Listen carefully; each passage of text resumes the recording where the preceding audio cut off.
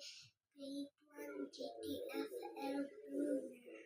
Ang kwento po ay dalawang ibon na ang dalawang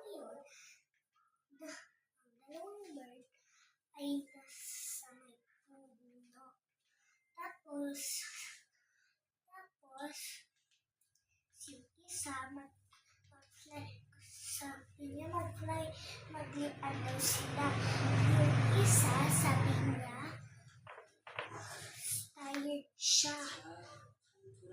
Ayaw niya na. Kailangan niya daw ng energy. And pag energy na siya, maglipad. Sabi niya na, maglipad na tayo.